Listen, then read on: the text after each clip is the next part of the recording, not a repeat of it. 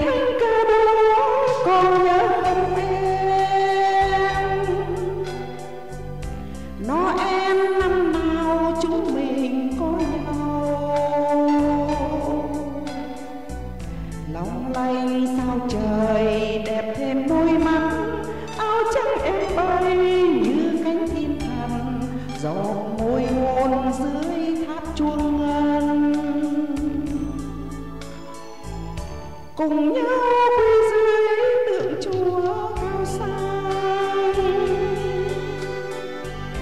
xin cho đời mình suốt đời có nhau. Vang trong đêm lạnh bài ca Thiên Chúa, khẽ theo câu đêm thánh vô cùng, ôi giọng hát em mênh mông buồn. Rồi mùa giá buồn cũng qua mau, lời hẹn đầu ai nhớ dài lâu. Rồi một chiều áo trắng thay màu, em qua cầu sát pháo bay sau. Lời nguyện mình Chúa có nghe không? Sao bây giờ mình hoài xa vắng? Bao nhiêu đêm Chúa xuống dương gian, bấy nhiêu lần anh nhớ người yêu. Rồi những đêm thánh đường đón Noel, lang thang qua miền sao đường dấu yêu. Tiếng thanh ca ngày xưa vang đêm tối, như qua đi thôi giọng hát ai buồn, đêm thánh vô cùng lạnh giá hồn tôi.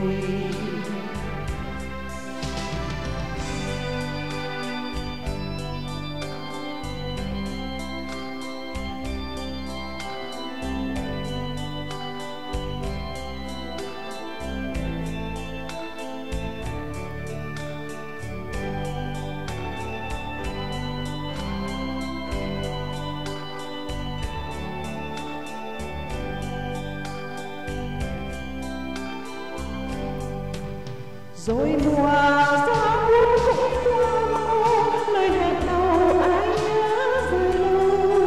Rồi một chiều áo trắng thay màu, em qua cầu sát pháo bay sau. Lời nguyện mình Chúa có nghe không? Sao bây giờ mình hoài xa vắng? Bao nhiêu đêm Chúa xuống dương gian, bấy nhiêu lần anh nhớ người yêu. Rồi những đêm thánh đường đón Noel, lang thang qua miền sao đường dấu yêu. Tiếng thanh ca ngày xưa vang đêm tối, như qua đi thôi giọng hát ai buồn, đêm thánh vô cùng lạnh giá hồn tôi. Tiếng thánh ca ngày xưa vang đêm tối, như qua đi thôi giọng hát ai buồn, đêm thánh vô cùng lạnh giá hồn tôi.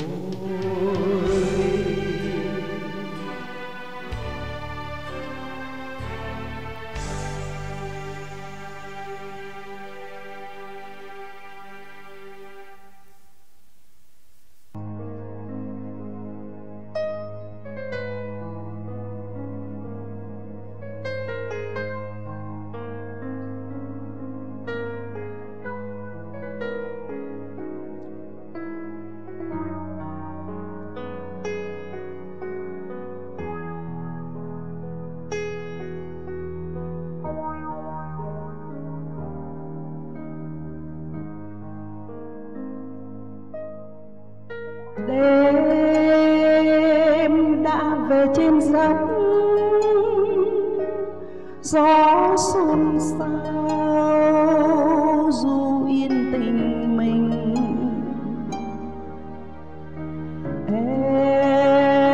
Em có về bên đó dõi mắt trông theo tình bền.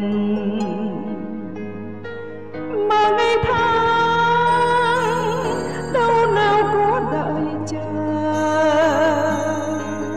người yêu dấu đưa em về giấc mơ.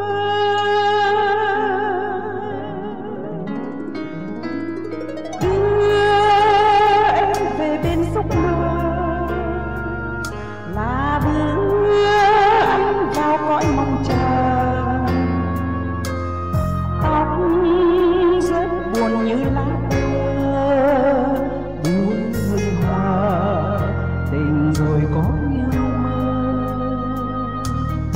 Em mắt cười như ánh sao, bờ môi hồng từ bao lời nói đi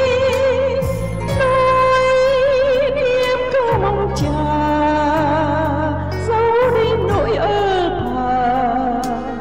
Tình ơi con dốc này từ khi được mang dấu giày em về, ngày tháng nào đưa em vào ngàn trùng sông. Hạnh phúc nào từ khi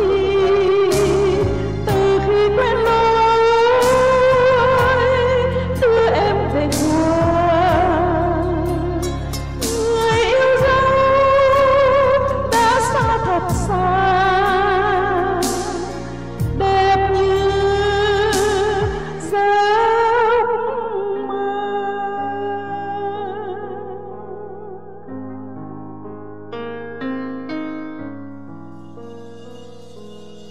Em bây giờ như lá thơ và anh vẫn là nỗi mong chờ. Dẫu đã ngàn trùng cách xa, bên kia trời biển rộng có bao la, sẽ có ngày ta có nhau. Thì xin một lần cho lời cuối giữ cho nhau thương yêu rồi sẽ bên nhau muôn đời. Tình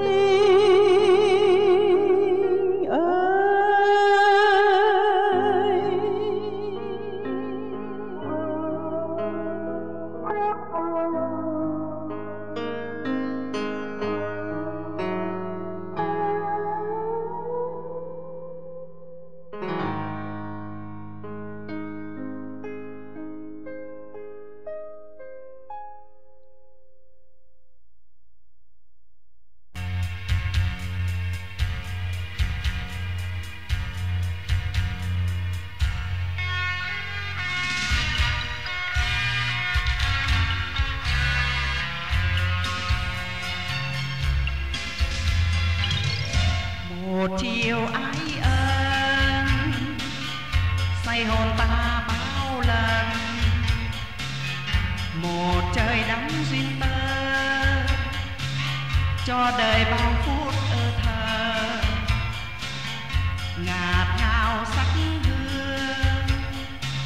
tay cầm tay luyến thương, đôi mắt em nhìn càng say đắm mơ màng nào thấy đâu sầu thương.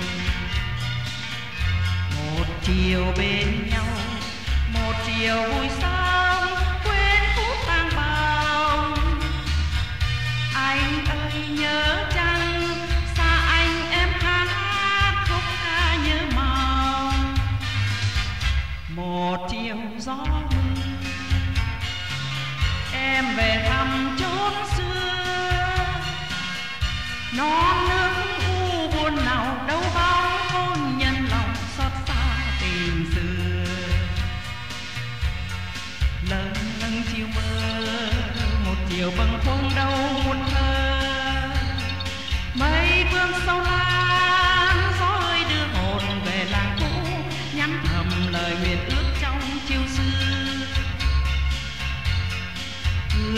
làm chi âm thầm lệ vương khi biệt ly. Xa xôi còn chi vô tình em nhớ mối duyên thờ, tình như mây khói bóng ai xa mờ. Một chiều gió mưa em về thăm chốn xưa, non nước u buồn nào đâu bóng cô nhân lòng xót xa tình xưa.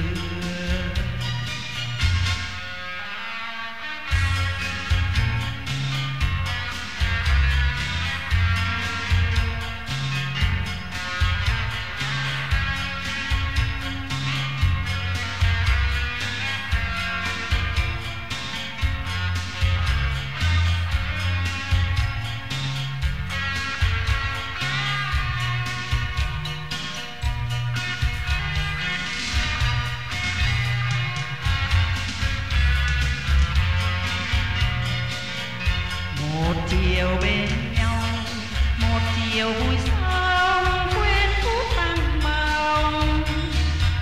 Anh ơi nhớ chăng xa anh em hát khúc ca nhớ mong.